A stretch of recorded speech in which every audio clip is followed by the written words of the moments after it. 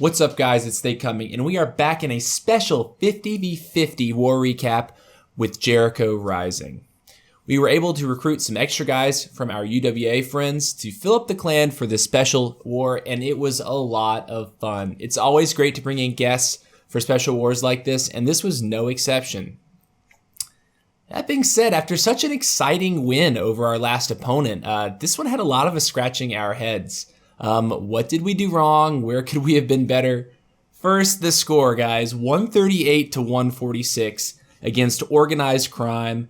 Our 94.76% to their 97.8%. So the percent was not as bad as the star differential would indicate, but still, 8 stars. How did we drop 8 stars against a clan? Well, guys, we actually just underperformed up top in conjunction with there being several more Inferno towers on the side of the opponent than we had. When we counted the Infernos, the enemy had 24 Inferno towers, meaning their top 12 bases had Infernos, and only our top 6 bases had Infernos. So that definitely placed us at a slight disadvantage in that regard. That basically would have meant that all of our Town Hall 11 hits would have needed to be 100% successful on Town Hall 10s for us to pull out the victory. And, you know, it really came down to it at the end, and they kind of took us by surprise. We came out and we wiped the 9s off the face of the earth really, really fast. And, you know, the last few hours of the war, I think our guys just got a little bit too cocky, and it kind of came back to bite us. Our top guys didn't perform like we could have, you know, leaving 2 Town Hall 11s with 1 star. To me, that is unacceptable, and it's something that we're talking about within the clan, and we're going to be working on. So, definitely, we're thinking. Okay. So let's go ahead and get right into these attacks. First and foremost, we're going to look at Shaheed. Shaheed hit number 11 with the Queen Walk Mass Valk. Now, this is a kind of an interesting looking entry, and it's because he exploits a flaw in the base. So you're going to see he lures the clan castle. The clan castle had a terrible position. Easily lures it with a couple barbarians, drops the poison, gets the dragon and the minions to come out. Easily, the queen, no rage, no ability, is going to take out this dragon. Super simple. Queen will step forward. I think he's going to be forced to use a rage right here. Yes, she's going to charge up. She's going to start taking out some stuff and then loop back around and go in. So she has cleared one side of this funnel. Now, on the other side, you're going to see some wall breakers go down and a golem with some wizards. And their job is going to be to clear this sort of chunk of stuff here. And right in the middle, you're going to see Valkyries come down. Now, the exploit was this hole right here. That 3x3 spot was a hole in which he dropped a couple giants and then all of his Valkyries. Now, there's a perfect path directly to the core. They're going to walk right in there, and he's fighting single target Infernos with max Valkyries. This pack of Valkyries is going to shred this core, no problem whatsoever. That's looking really pretty. Meanwhile, the queen is still on her walk, undisturbed. She's probably lost 1 healer at this point, but that's fine. And this massive pack of Valkyries is just gonna walk right in here. He's smartly dropping a targeted loon onto that archer tower there. That's sexy. And then he's, you know, just bringing in a baby dragon to help do some cleanup work there, take out that archer tower. And there it is. Last defense goes down. Oh, right here on the archer tower. The Valks are going to bust through and finish that off. And it's GG. So the base design was not that great. But guys, this is the kind of thing that a lot of you are probably going to see in your wars. You're going to be looking at bases that are not, you know, super CWL quality all the time. I mean, of course, yes, sometimes you're going to run into people who really have well thought out bases, but a lot of this kind of stuff is form shaped, you know, it's just big open compartments, and I gotta say, it's a weak style. So take some of those tips from Shaheed. Watch how he did that. That looked great. Anyways, now this next attack, guys, when I saw this, I was like, dude, welcome to YouTube. Because it is BeenOne. I believe this is his YouTube debut. He's going to be attacking number 20 with a Golaloon. And I have to say, this was the prettiest entry. He doesn't waste anything. He gets his king and his queen behind these 2 golems, and they get everything that they need to get. Beautiful value on this kill squad. So anyways, he's got his 2 golems down there, and they're going to be helping set the funnel with wizards there. He's going to calmly send 1 wall breaker, and then the other 3 wall breakers just to test, and bam, the golems are going to go in. The CC is triggered as they cross that threshold, and here comes the dragon and the baby dragon. A dragon-baby dragon combination. Okay, dude, you don't really get the benefit, but there. Anyways, so he's got 1 wizard and a queen that's able to take down both of those very quickly. And both of his golems are still looking okay. The first one does pop, that's fine. Queen and wizard are still gonna carry out some of this stuff here.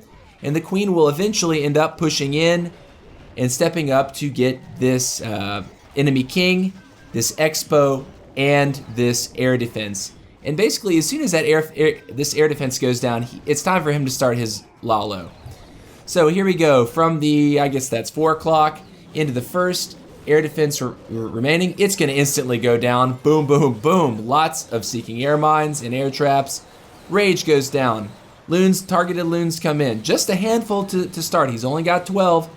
And the 3rd Hound comes in over to the last air defense. It's gonna hang out on top of that AD, but it goes down before it even gets a shot. I think maybe 1 shot off onto that Hound. That's great.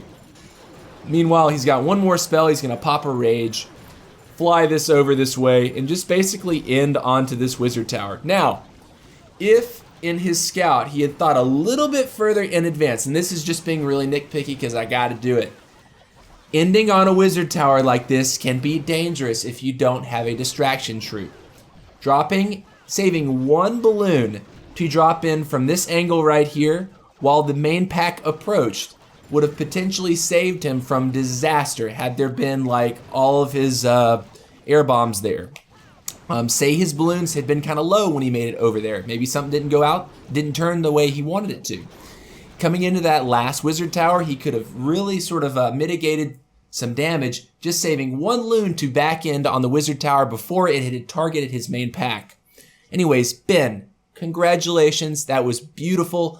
I know in previous wars he was kind of struggling with this strategy, and for new strategies, guys, whenever you're trying to learn it, it just takes experience and practice. And with La Lune, this is easily one of the most dominant strategies in the game right now, but it's also one of the most difficult to do well. So, good job to BeenOne. Congratulations. Let's move on. LarsonAter taking on number 22. And he's going to be bringing the Go La Lune. Now, he gets a great entry, but he barely doesn't take down the second AD. So let's watch this. He drops 2 golems to funnel right here. Wizards behind. That's looking pretty. Everything's going well. Good queen position to drop. She has nowhere to go but in. Where's the king? King coming down in just a second. Oh! Wall breaker fail. King's gonna have to beat through for him. That wizard tower was sniping off his wall breakers. Great timing on that. Queen just barely makes it so she can redirect in. And the rage is down. King and golem are gonna beat down. Queen's gonna step up under rage. Poison down to deal with the CC. And he got the first air defense, but what about this second air defense? She's gonna jump the wall here, target the clan castle, have to pop the ability in just a moment. There it goes, and then she's gonna turn onto the air defense, and does she get the air defense? Will she get it? Will she get it? Will she? No. Okay, so LarsonAter, not the end of the world. He still triples this base, otherwise I wouldn't be showing it, but he got it extremely low, and that's definitely going to help him at the very end. So he sends the first hound in from 6 o'clock, the second hound in from sort of maybe like 7-ish. They're gonna start running up this base with some haste spells. I love the haste, love haste when I watch La Lune.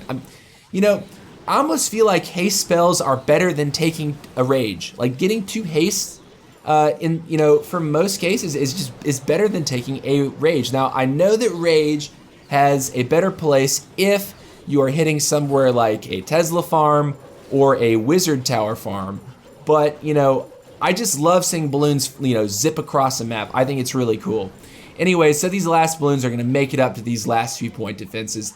this actually ended up being kind of close, guys. I mean, he takes down that archer tower by the skin of his teeth. One balloon got it. And that's basically it. So he's got a couple wizards left to drop for cleanup and a handful of pups, but really not that much by way of cleanup.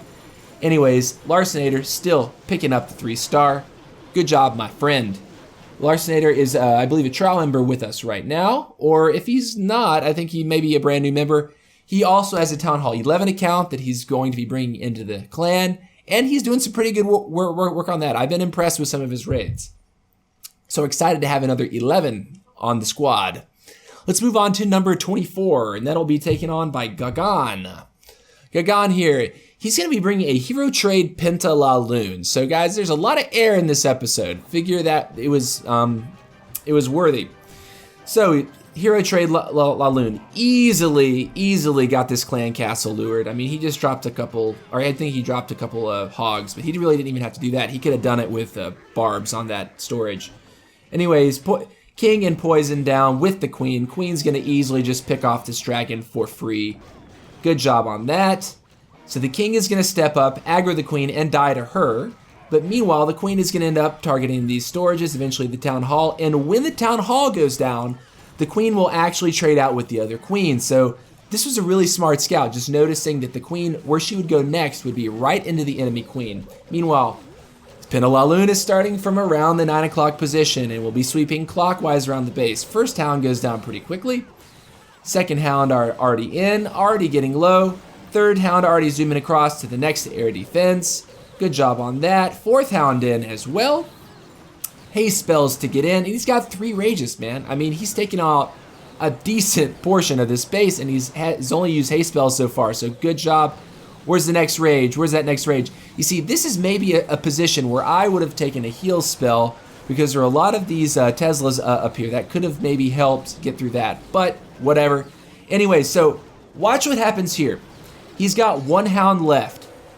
This hound, well, there's 2. There's 1 hound left right here. And I honestly think maybe just saving the rage, maybe that second to last rage could have helped that hound pop and it could have been better. Maybe not. Maybe I'm just talking out of my butt, but you know what? Whatever. Gagan made it happen. He got a gun. He has a bunch of loons up. He's got that hound up still to tank for that archer tower. Decent amount of pups. I mean, Penta La Lune, if you can trade for the heroes and the CC with just, with just your heroes and a poison spell, Penta La Lune is going to crush bases, man.